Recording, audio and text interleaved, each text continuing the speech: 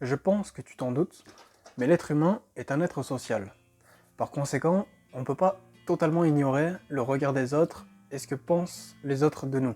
Notre cerveau s'est développé en ce sens parce qu'à une époque, en fait, on, on dépendait de la tribu et donc ne pas être accepté par notre tribu, donc par les autres, et ne pas être ou commettre un faux pas social pouvait avoir de graves conséquences et même nous conduire jusqu'à la mort.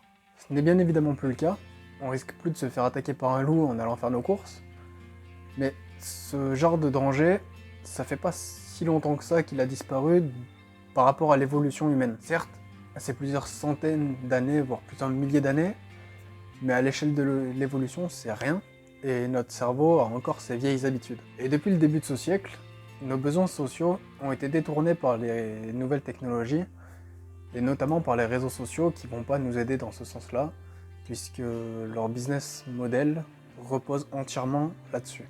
Ils exploitent des vulnérabilités de la psychologie humaine pour nous garder plus longtemps sur leur site, et même si c'était pas leur but à la base, c'est aujourd'hui là-dessus que repose la plus grosse partie de leur stratégie. Tu regardes, rien qu'identifier quelqu'un sous un post, sous une photo, peut être fait en un clic machinal. Pour toi, tu vas trouver ça sympa de faire ça, mais pour la personne qui va le recevoir, elle va le voir vraiment comme une attention que tu lui apportes et comme, comme si tu avais pris du temps pour l'identifier sur cette photo. Et toi, bah, ça t'a demandé aucun effort ni physique ni mental, puisque c'est l'intelligence artificielle, c'est l'algorithme qui t'a suggéré d'identifier cette personne en un seul clic, et c'est pour ça que tu l'as fait. Un simple commentaire positif, un like, un emoji, sous une photo ou sous un post, déclenche cette approbation sociale et nous fait nous sentir acceptés par la tribu. A l'inverse, un commentaire négatif ou un post complètement ignoré, chez beaucoup de gens, ça va déclencher un sentiment d'angoisse.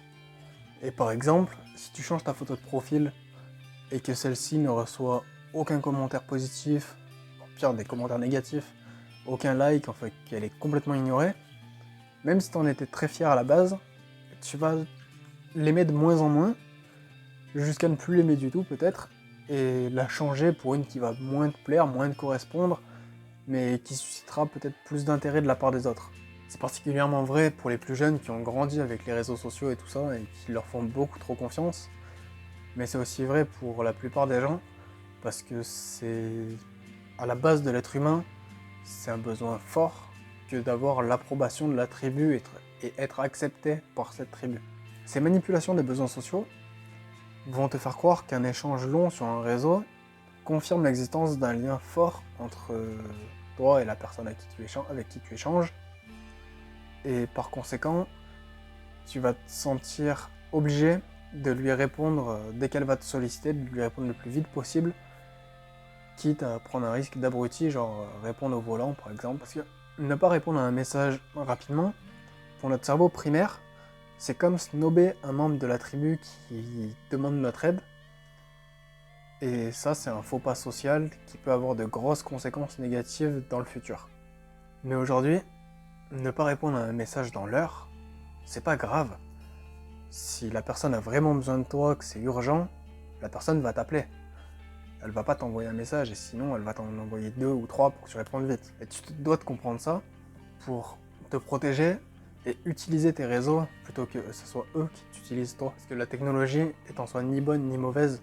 L'essentiel est de l'utiliser pour soutenir nos objectifs et nos valeurs plutôt que la laisser nous manipuler. Ciao.